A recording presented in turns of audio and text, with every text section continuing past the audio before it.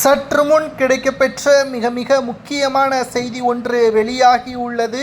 அனைத்து உண்மைகளையும் கூறிவிட்டாரா செந்தில் பாலாஜியின் தம்பி அசோக் குமார்? 50,000த்திற்கு மேற்பட்ட ஆவணங்களை நீதிமன்றத்தில் சமர்ப்பித்துள்ளனர். இதனால் செந்தில் பாலாஜியின் ஒட்டுமொத்தமாக ஜாமீன் முடிவடையுமா? அதாவது அதிமுகவின் ஆட்சியின் பொழுது போக்குவரத்து துறை அமைச்சராக செயல்பட்டார் செந்தில் பாலாஜி அவர்கள். 100க்கு மேற்பட்டவர்களிடம் பண மோசடி செய்தார், வேலை வாங்கி தருவதாக கூறி அந்த பணத்தை சட்டவிரோதமாக செயல்படுத்திய வழக்கில்தான் கடந்த 2023 ஜூன் மாதம் 14ஆம் தேதி கைது செய்யப்பட்டார். சுமார் 15 மாதங்களுக்கு பிறகு ஜாமீனிலும் அவர் வெளிவந்தார். அமைச்சராக மீண்டும் பொறுப்பேற்றார்.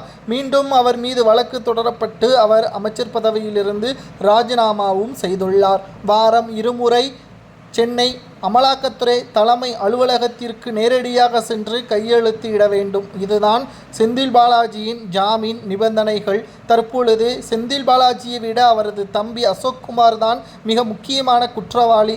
ஆனால் அவரது கைது ஏன் உறுதி செய்யப்படவில்லை என்ற பல்வேறு கேள்விகளை நம்முடைய சேனல் கமெண்ட் வாயிலாகவே பலரும் கேட்டிருந்தார்கள்.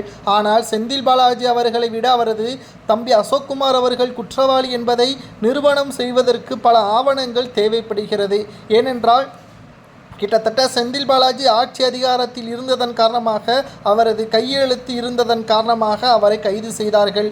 ஆனால் செந்தில் பாலாஜியின் தம்பி அசோக் குமார் அவர்களுக்கு கைது செய்ய வேண்டும் என்றால் சரியான ஆவணங்களை திரட்ட வேண்டும். தற்பொழுது சுமார் 50,000த்திற்கு மேற்பட்ட பக்கங்கள் கொண்ட ஒட்டுமொத்த சாட்சிகளையும் நீதிமன்றத்தில் சமர்ப்பித்திருக்கிறார்கள். இதன் மூலம் செந்தில் பாலாஜியின் தம்பி ஒப்புக்கொண்டால், நாங்கள் பணம் பெற்றோம் என்பதை ஒப்புக்கொண்டால் இருவருக்கும் சரிசமமாக தண்டனை வழங்கப்படலாம். அது மட்டுமல்ல, அப்பொழுது அரசு அதிகாரிகளாக இருந்தவர்களுக்கும் தண்டனை வழங்கப்படலாம் என்ற தகவல் தற்பொழுது கிடைக்கப்பெற்றுள்ளது.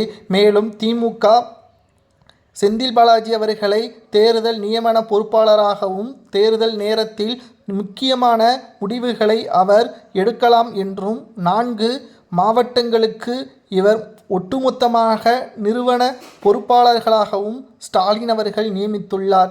இந்த ஒரு வேளையில் கைது நடவடிக்கை மேற்கொள்ளப்பட்டால் கரூர், ஈரோடு மற்றும் கோவை போன்ற மாவட்டங்களில் மிகப்பெரிய மாற்றங்கள் நிகழலாம் என்ற தகவல் வெளியாகியுள்ளது.